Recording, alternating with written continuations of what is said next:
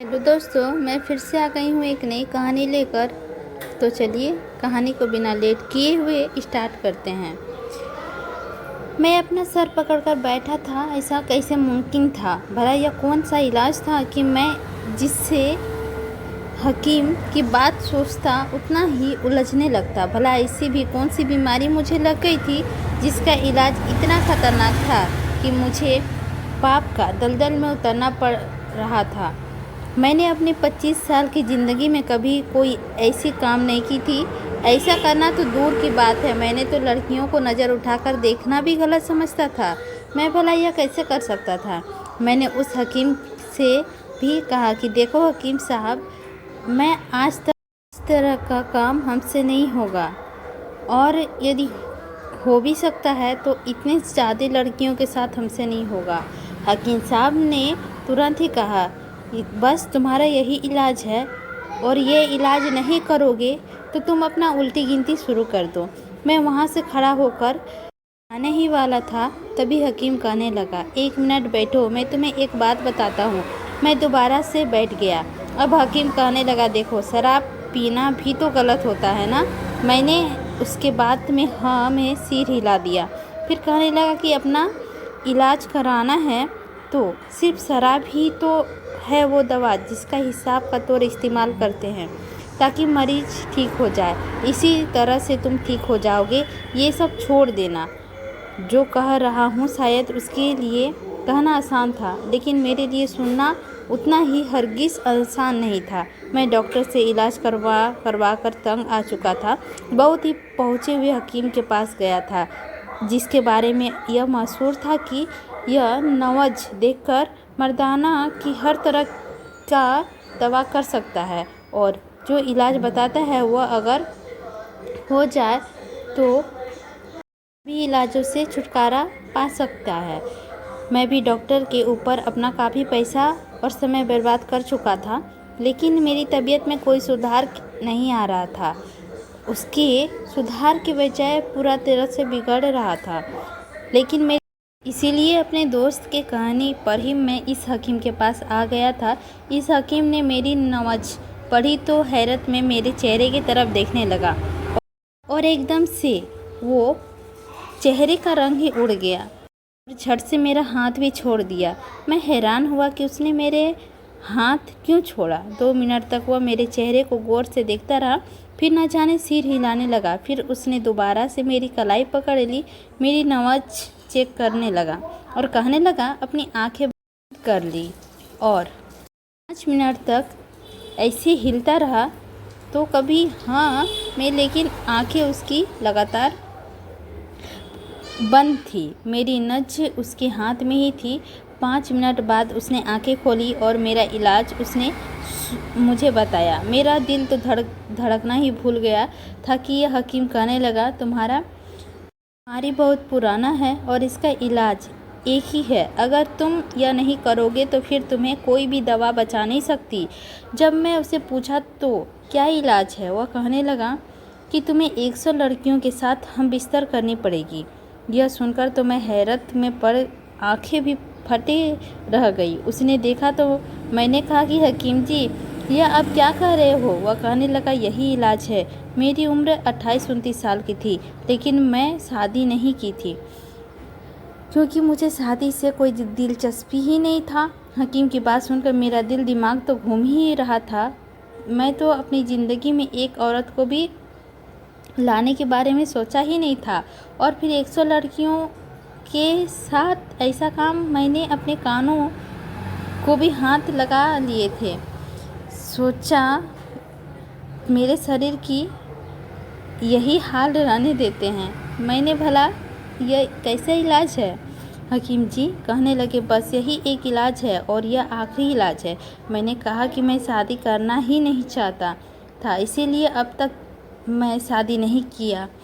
मुझे औरतों में बिल्कुल भी दिलचस्पी नहीं है। मैं तो अपनी ज़िंदगी बस खुदा की राह में गुजार देना चाहता हूँ। लेकिन चलो, मैं यह कर सकता हूँ कि मैं किसी लड़की से शादी कर लेता हूँ, उसके साथ 100 बार सेक्स कर लेता हूँ और मेरा बीमारी भी चला जाएगा। मेरी बात को वो हकीम मुस्कुराने लगा, कहने लगा कि हर बार तुम्हें एक अलग लड़की चाहिए होगी, यही तुम्हारा इलाज है। एक ही औरत के पास हर बार जाना तुम्हारा इलाज नहीं है। यह सुनकर मेरा दिमाग और भी घूमने लगा। मैं उठकर वहाँ से वापस आ गया और अकेला में रहने लगा। मेरे माँ बाप मेरे बचपन में ही मर गए थे। मेरे चाचा ने पहले से ही कोई सहारा दिया हुआ था, लेकिन जैसे जैसे मेरी उम्र 12 साल की हुई, मुझे एक NGO के हवाले कर दिया जहाँ अनाथ बच्चों की परवरिश की जाती है। मैं भी वहीं रहने लगा था। यहीं रहकर मैं अपनी पढ़ाई भी की थी। अपनी पढ़ाई पूरी करने के बाद मैं यहाँ अनाथ बच्चों के साथ ट्यूशन पढ़ाने लगा था। NGO वाले मुझे इतने ही देते थे कि मैं अपना खर्चा अच्छे से निकाल लेता था। खाने पीने की बात होती, सोने का इंतज़ाम तो मेरा अनाथ आश्रम में ही था। बस खाना पीना या बाहर कोई काम और खर्चा होता तो मैं अपने ट्यूशन के पैसों से कर लिया करता था। लेकिन अगर मैं शादी करता तो मेरी बीवी के लिए अलग घर लेना पड़ता। किराए के घर और बाकी के खर्चे मेरे बस से बाहर थे। इसीलिए सोचा था कि बेहतर है कि ज़िंदगी को ऐसे ही गुजार दिया जाए। लेकिन कुछ महीने पहले से ही मेरी अजीबोगरीब बीमारी में पड़ चुका था। वह बीमारी ऐसी थी जिसको बताते हुए मुझे शर्म महसूस होती थी। इसीलिए पहले तो मैं डॉक्टर से इलाज करवाने, लेकिन मुझे कुछ फ़ायदा नहीं हुआ था। इस बीमारी की वजह से मेरी सेहत धीरे धीरे गिरने लगी थी। मैं पहले से ही कमज़ोर होने लगा था। मैं जो ट्यूशन का पैसा कमाता वो सब डॉक्टर की जेबों में जाने लगे थे, लेकिन मुझे कोई भी फ़ायदा नहीं हो रहा था। मैं समझ नहीं पा रहा था कि मुझे क्या हुआ है। आखिर मेरे इस इलाज क्या है? इस बीमारी का इलाज क्या है? जो बीमारी मुझे लगी है उसका जिक्र मैं शर्म के मारे किसी को भी नहीं कर सकता था। इसीलिए पहले तो सिर्फ डॉक्टर को ही तक मेरी बात थी, लेकिन अब मुझे NGO के दूसरे साथी से भी यह बात कहने पड़ रहा था। तुम्हें हुआ क्या है? तुम्हारी सेहत पहले से बहुत गिरती जा रही है। तुम्हारे चेहरे का रंगत भी पीली पड़ चुकी है। अपने इलाज कराओ। मैं अब अपनी बीमारी को लेकर सीरियस होने लगा था। इसीलिए अपने बहुत करीबी दोस्त को डरते डरते मैंने अपनी हालत बताई। वह कहने लगा कि तुम्हें एक हकीम को बताता हूँ, तुम उसके पास जाओ, वह पक्का तुम्हारी बीमारी का इलाज कर देगा।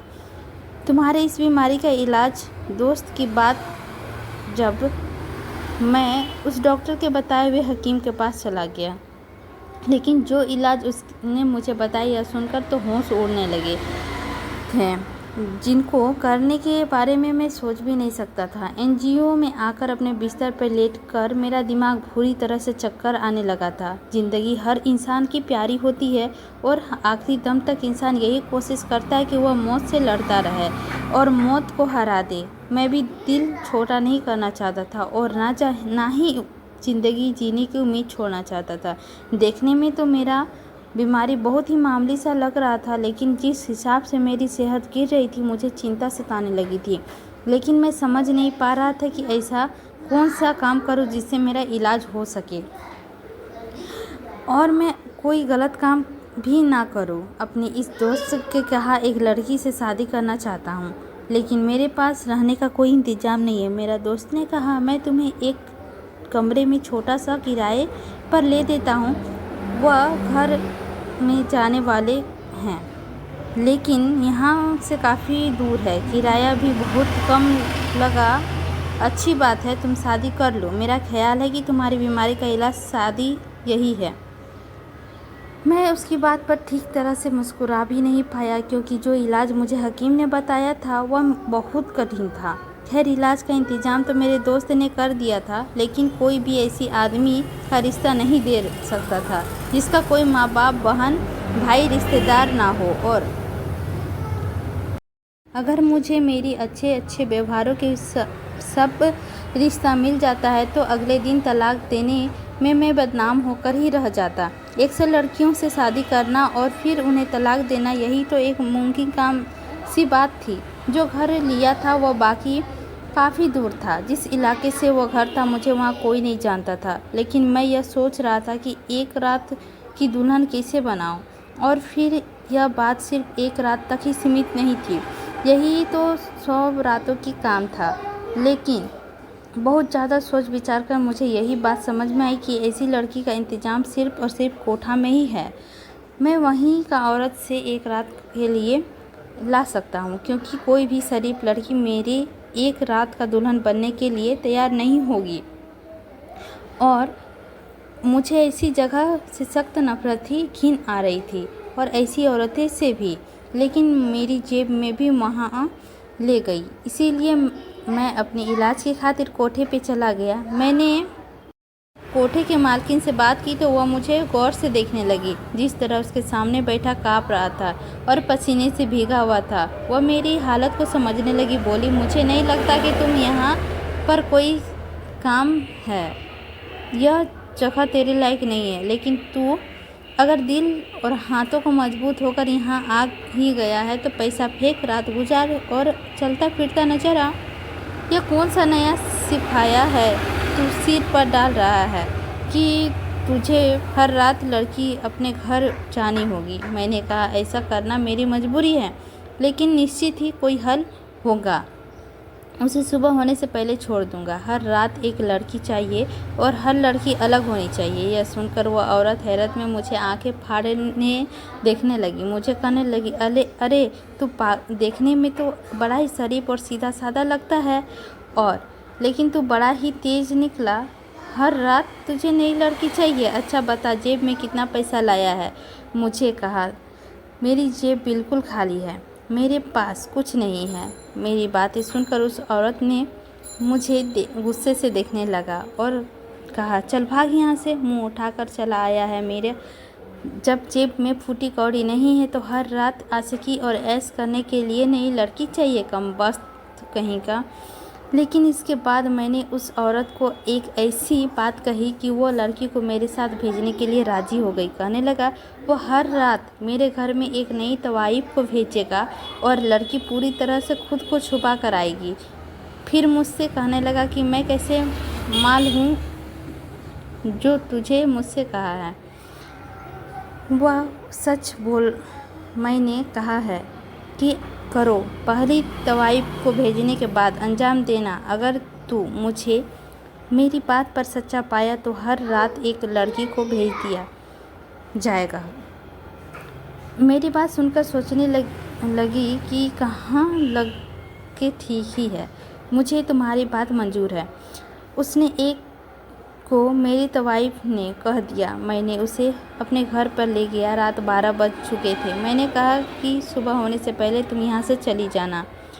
उसकी कोई जवाब नहीं दिया। जो काम मैं करने जा रहा हूँ वह बहुत गलत काम है, इसीलिए मेरा दिल बहुत ज़ोर से धड़क रहा था। मुझे बेहद डर भी लग रहा था। मुझे बेचैनी सा हो रहा था। वह लड़की अब तक चेहरे में घूंघट डाले हुए थी। मैंने उसे अपनी ज़िंदगी नहीं गुजारनी थी जो उसके चेहरे में देखना ज़रूरी समझता था।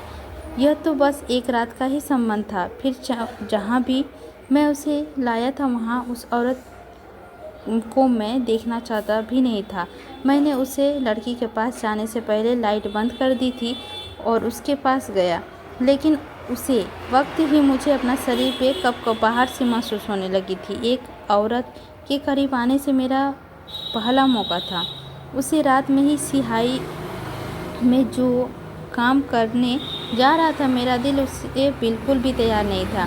लेकिन उसे लड़की के करीब जाते हुए देख मेरी अपनी आंखें बंद कर ली, और जब काम से फ्री नहीं हो गया था मेरी आंखें नहीं खुली थी। मेरे लिए यह रात बहुत मुश्किल से गुजरी थी। अभी रात का ही था, लेकिन दिन की रोशनी में बदली नहीं थी। मैं उस लड़की से कहा कि तुम जा सकती हो। वह मेरे बराबर से उठकर जा चुकी थी। इस कदर बेचैन था कि जिसकी कोई हद ना थी। हालांकि मौसम ठंड था, लेकिन मैं फिर बाथरूम में चला गया। नहाते हुए मुझे अजीब सा पागलपन सवार हो गया था। मुझे खुद ही गुस्सा आ रहा था कि मैं किस गंदगी को अपने शरीर में रहने दिया था, सटने दिया था। नहाकर अपने रूम पर वापस आ गया। मैं बिस्तर पर बैठ गया और अपने मन में खुदा से कहने लगा और रो भी पड़ गया कि मेरे साथ ऐसा क्यों हो रहा है, क्यों इस गलत राह पे जा रहा हूँ मैं, मुझे इस बीमारी क्यों लग गई। पूरा दिन मैं घर से बाहर नहीं निकला था। जब से मेरी ऐसी बीमारी का इलाज के लिए उस हकीम के पास गया था और उसे इलाज का इरादा किया था, मैंने झूठ भी बोलना शुरू कर दिया था। मैंने उसे कोठे वाली फरीदा से बहुत बड़ा झूठ बोला था ताकि वह मेरे पास हर रोज़ लड़की को भेज दे और रात को ही वो भेजे।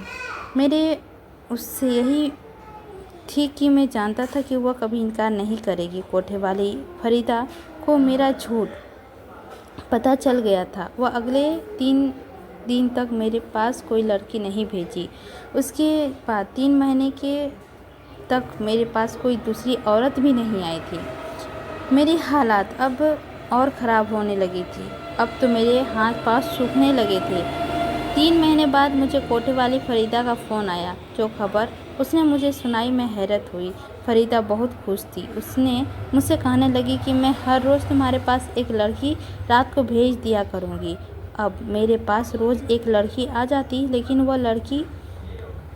वो होती थी, खुद को छुपाए हुए लाइट में बंद कर देता और वह लड़की सुबह होने से पहले चली जाती और मुझे पर फिर से वही पागलपन सवार हो जाता। लेकिन मेरे लिए हैरत की बात यही थी कि मेरी सेहत अब धीरे धीरे ठीक होने लगी थी, लेकिन मेरे अंदर शर्मिंदगी बढ़ने लगी थी। मैं अपने आप इस आदत को बदलने लगा था। मैं सुबह उठकर सबसे पहले मस्जिद जाकर नमाज़ करता था, लेकिन अब कुछ दिनों से ऐसे नहीं कर रहा था। मैं सुबह लेट से सो के उठता था और उठता ही शरीर पे एक अजीब सा एहसास होता था। कुछ काम करने का मन नहीं करता। समय यूं ही गुजरने लगा था जैसे जैसे मैं उस बुरी औरत के संगत के समय बुझाने लगा, ठीक होने से पहले। लेकिन हर बार तो मेरा शर्म से कुछ न कर पाता। जिस मोहल्ले में मैं रहने लगा था, वहाँ के लोग मुझे बड़ी नज़रों से देखने लगे थे। उसकी नज़रों में मेरे लिए कुछ भी नहीं था, मेरे लिए डूब मरने के बराबर था। मैं एक NGO में भी मेरे न जाने से कतराने लगा था। मुझे ऐसा लगता था कि जैसे मेरा शरीर गंदा है। कोटे की गंदगी मेरे शरीर पे लिपट चुकी है। बदबू गंदादर कीचड़ मेरे शरीर पे रस बस गया है। कभी कभी मैं अकेले में बैठकर काफ़ी देर तक रोता रहता और खुदा से यही प्रार्थना करता कि इस गलत कामों के लिए माफ़ी भी मांगता था कि मुझे एहसास होने लगा था कि मैं बहुत बड़ा गुनाह किया हूँ और इस एहसास मुझे पल पल की मौत का मज़ा चखना लगा था। कभी कभी मैं यह में नहीं लगता था कि इस गुनाह को बेहतर था मैं मौत को भी गले लगा लेता, लेकिन इस गंदगी को गले नहीं लगाता तो शायद बेहतर होता। यही सोच कर मैं पागल हुआ रहता। मैंने कौन सा गुनाह किया था? इससे अच्छा होता कि मैं मौत को ही गले लगा लेता। हर बार एक ही बात सोच कर मैं रोए जा रहा था। फिर बात इंसान की अपनी ज़िंदगी की बात आती है तो उसकी ज़िंदगी प्यारी होती है। हर बार नए डॉक्टर के पास जाना होता है, लेकिन मैं लगातार एक तकलीफ़ से गुजर रहा था। हर तरह के मेरे चर्चे होने लगे थे। मेरे साथ दोस्त भी घूमने से कतराने लगे थे। शायद उससे भी मुझ पर शक होने लगा था। मैं NGO का अनाथ बच्चों के टेंशन देकर पैसे कमाता था और ट्यूशन भी मुझसे छीन ली गई थी। NGO के हारने का दिया था, अब इस काबिल नहीं था कि तुम हमारे NGO में आओ। हम नहीं चाहते हैं कि तुम्हारी गलत संगत का असर बच्चों पर पड़े। शायद सब लोग को मालूम हो चुका था कि रात को एक तवाइब मेरे घर आती है और मेरे साथ रात गुजारती है। मेरी ज़िंदगी में अब औरतों की 99 औरत आ चुकी थी, बस एक रह गई थी और इसी औरत के साथ रात गुजारने के बाद मैं सोच चुका था कि इस शहर बदल लूँगा। एक नई शहर जाकर नई सिरे से अपनी ज़िंदगी शुरुआत करूँगा। लेकिन मैं नहीं जानता था कि वह आखिरी औरत मेरे अंदर एक क़यामत मचा कर रख देगी। रात 12 बज चुके थे। मुझे उसे औरत के आने की बेचैनी से इंतज़ार था। मुझे इसके बाद मैं अपने गुनाह की ज़िंदगी से बच सकता था, लेकिन आज तो मेरा इंतज़ार लंबा से लंबा होने लगा था। जिस कदर मुझे इस रात से छुटकारा हासिल करने का जल्दी था, उतनी ही मेरा इंतज़ार बढ़ता जा रहा था। रात 1 बजे वो लड़की मेरे घर आई थी पहले से ही, तो मैं उस पर भड़क उठा। मैंने कहा कि 12 बजे का समय तय था क्या। एक वजह वह कहने लगी कि इस दलाल औरत ने मुझे एक राइसजादे के पास भेजा था, उसके मेरी जान बड़ी देर से छोड़ी थी। फिर तुम तो उसी औरत का बेवकूफ़ बनकर हम तवाइफ जैदों के साथ मुफ्त की रातें गुजार रहे हो। मुफ्त की चीज़ें तो ऐसी ही मिलेगी ना। मुझे उसी औरत की बात बुरी तो बहुत लगी, लेकिन किसी हद तक ठीक भी थी। मैंने कहा अच्छा, ज़्यादा बहस मत करो, आज के बाद मेरी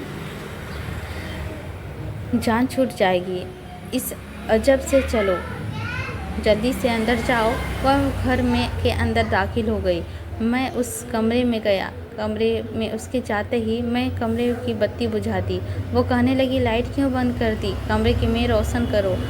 मैंने कहा मुझे अंधेरे में ही रात गुजारनी है। वह कहने लगी लेकिन मुझे तो भी अपना काम करना है, वह रात के अंधेरे में नहीं करना। मुझे उस लड़की का जवाब सुनकर बहुत गुस्सा आने लगा। क्या वह पागल थी? मैं अपने ज़मीर के हाथों में रोज़ एक तवाइफ को दे रहा था। यह थी कि मुझे एक और तकलीफ़ में डालना चाहती थी। मुझे तवाइफ औरतों से सख्त नफ़रत थी। एक नज़र भी उन्हें देखता तो मैं बहुत गुस्सा हो जाता, लेकिन वह बदनसीब थी। मुझे इन्हीं गंदी आदतों के साथ रातें गुजारनी पड़ रही थी। मैंने कहा देखो लड़की, तुम मेरे साथ ज़्यादा बहस मत करो। तुम जो कहोगी मैं नहीं सुनूंगा। फिर मैं यहाँ से चली जाती हूँ। किसी और लड़की का इंतज़ाम कर लो। यह सुनकर मेरी जान पर बनाई थी। मैं किसी एक रात काट लेना चाहता था, इसीलिए मुझे तो उसे बदतमीज़ लड़की के सामने हार माननी पड़ी। मैंने कहा कि ठीक है चलो, मैं लाइट चला देता हूँ, लेकिन तुम मत जाओ। मेरे शब्दों में बेबसी थी। उस लड़की ने खिलखिलाकर हंसने लगा मेरे सामने। उसके चेहरे पे लगाया हुआ मास्क उतार दिया। उसका चेहरा देखकर मेरा होश उड़ गया। यह तो वही है जो कुछ समय पहले मेरे एनजीओ में आई थी। मेरा दिमाग पूरी तरह से घूम गया। मैं कब से यह सोच कर पागल हो रहा था कि आखिर मुझे ऐसा भी कौन सा गुनाह किया था कि खुदा ने मुझे इस बीमारी में डाल दिया है जिसका इलाज इतना खतरनाक है। लेकिन अब मैं जान चुका हूँ कि मेरे आँखों से टप टप आंसू गिरने लगे थे। मैंने उसे लड़की के सामने हाथ जोड़ दिए और उसके सामने बैठकर फुट फुट कर रोने लगा। यह बात कुछ महीने पहले की थी, जब मैं एनजीओ का आंगन में बच्चों को ट्यूशन कराता था। मेरे पास बच्चों के अलावा बहुत सी बच्चियाँ भी पढ़ने आती थी। यह एनजीओ का एक इस्लामी जगह थी और वहाँ की बच्चियों को उर्दू और दीनी तालीम दिया करता था। एक बार यह लड़की मेरे एनजीओ में दाखिल हुई। उसने खुद ही बड़ी चादर में छुपा रखा था। उसका चेहरा खुला हुआ था। मेरे बराबर में आकर बैठ गई। वह मेरे इतने करीब आकर बैठी कि उसका पूरा शरीर मेरे शरीर से चिपक गया था। मैं एकदम विदा कर पीछे जाता कि मेरे लड़कियों से वैसे ही दूर भागता था। मैंने कहा कि यह बदतमीजी है, अपनी तमीज़ में रहो। मेरी बात सुन के लड़की मुस्कुराने लगी और बोली धीरे धीरे मैं तमीज़ सीख जाऊंगी। उसकी बात ऐसी थी कि मैं चौंक सा गया था। मैंने उसे एक ही नज़र डाली थी। वह 21-22 साल की लड़की थी। उसे लड़की की बात बड़ी अजीब थी। फिर वह कहने लगी कि मुझे तुझ पे नमाज पढ़ना सिखा दो। मुझे नमाज सीखनी है।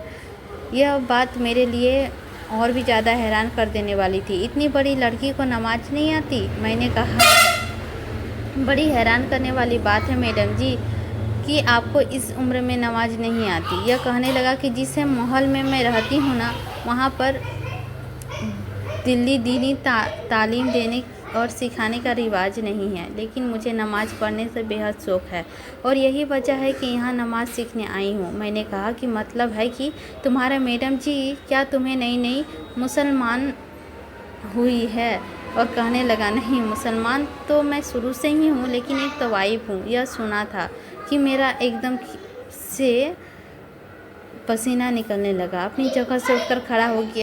कुछ देर पहले लड़की जो मुझे टच होकर खड़ी थी और वह मुझे अपने बदन के कीड़े में रेत महसूस कर रही थी। मैंने कहा, खड़ी हो यहाँ से कमबख्त, तूने मुझे ना, मेरी हिम्मत कैसे कि तू मुझे टच की है और मेरी इस्लामिक जगहों पर पैर रखने की कोशिश की है। तुझे अंदाज़ा भी है? या मैं बोल ही रहा था कि लड़की घबरा गई।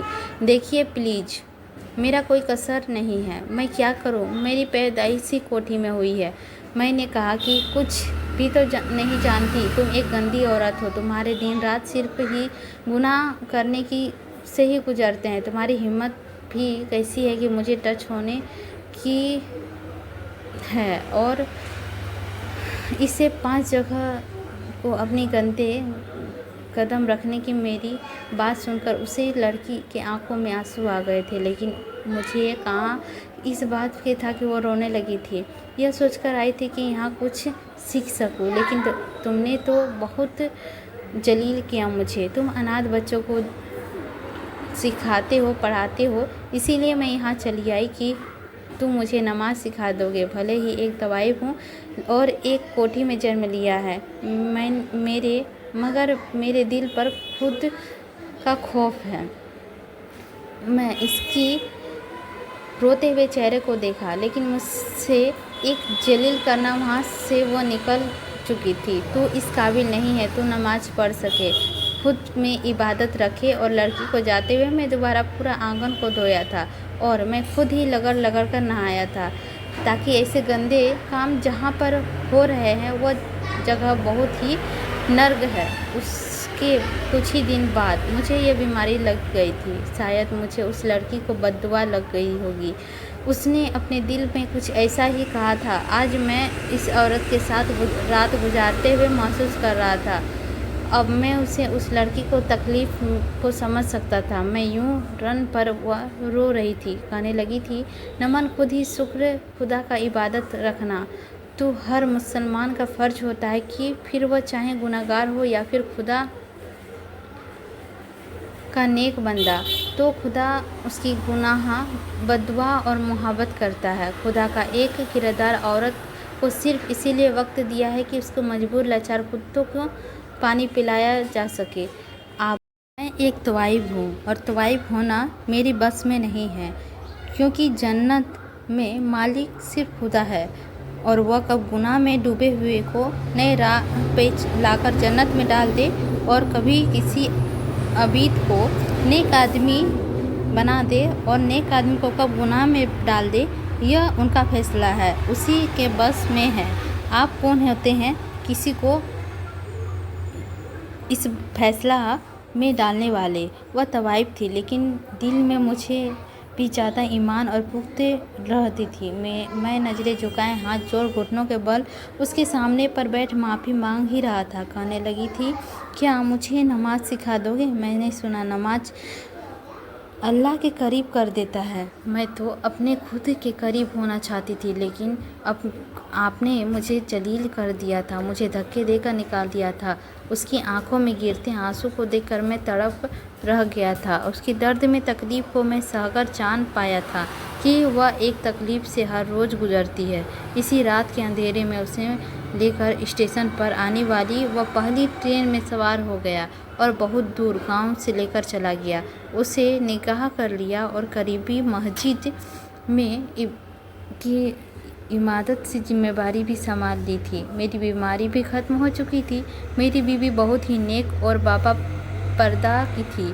बहुत जल्द ही उसने पूरे पुराने पाक कर लिया था। इससे मुझसे कहती कि मैं दुआ करती हूँ मेरी अल्लाह मुझे ऐसी ज़िंदगी अदा करे। उसे मेरे लिए कहने लगी थी कि आप जिस कोठी पर आए थे ना, मैंने आपको देखा था, बाकी आपकी बातें सुनी थी। यह झूठ सुनकर हैरत में हुई थी कि आप जिस औरत के साथ रात गुजारो देंगे वह लड़की पैदा करेगी। फरीदा पहले से ही यह चाहती कि लड़कियों की पैदाइश हो ताकि उसका कोठा चल सके। पहले तवाइफ आपके आने से पहले ही हमला थी, लेकिन फरीदा नहीं जानती थी कि इसकी इत्तेफाक उसके अल्ट्रासाउंड में लड़की बताई गई थी। फरीदा को लगा था कि आपने कोई अलग अमल कर दिया है, लड़की ही पैदा होगी। इसीलिए वह अपने कोठे पे लड़कियों को के पास भेजने लगी थी। कि मुझे इस बात पर हैरत होती थी कि आप जैसे नेक आदमी यहाँ क्यों आया था। फिर एक दामाद सा मालूम हुआ आपको कोई बीमारी है जिसका यह इलाज है। बेचारा यही तकलीफ़ से रात गुजारता है। अक्सर हमारे साथ संबंध बनाते हुए भी रोता रहता है। मैं यह गुनाह करने पर मजबूर था। यह सुनकर मुझे आप पर तरस भी आता था, लेकिन मुझे बातों से जो घाव में मेरा दिल लगा था उसका असर अभी तक ख़त्म नहीं हुआ था, क्योंकि हर वाइफ पुणे की ज़िंदगी नहीं जीना चाहती। ऐसी औरत जिस ज़िंदगी का इज्जत की भी ख्वाहिशमंद होती है, जो एक शोहर के साथ इज्जत से ज़िंदगी गुजारे। और एक लड़की को क्या चाहिए, यही सब तो चाहिए। आई होप ये कहानी आप लोगों को अच्छी लगी होगी तो लाइक कीजिएगा, चैनल पर नए होंगे तो सब्सक्राइब कीजिएगा और नोटिफिकेशन को ऑन करना बिल्कुल भी नहीं भूलिएगा, ताकि हम जब भी कहानी डालें तो सबसे पहले ये स्टोरी आपके पास पहुँचे और आप उसे सुन सके। तो आपको हिंदी स्टोरी कैसी लगती है कमेंट करके ज़रूर बताइएगा, और हम लेकर आएंगे नई से नई अच्छी से अच्छी स्टोरी। आप लोग लाइक करना नहीं भूलिए, सब्सक्राइब तो ज़रूर कर लीजिए और अपने दोस्तों के साथ शेयर भी कीजिए। मिलते हैं कल की कहानी पर, कल की नई स्टोरी पर। लेते हैं आप लोगों से विदा। हिंदी स्टोरी कल फिर आएगी आप लोगों के लिए।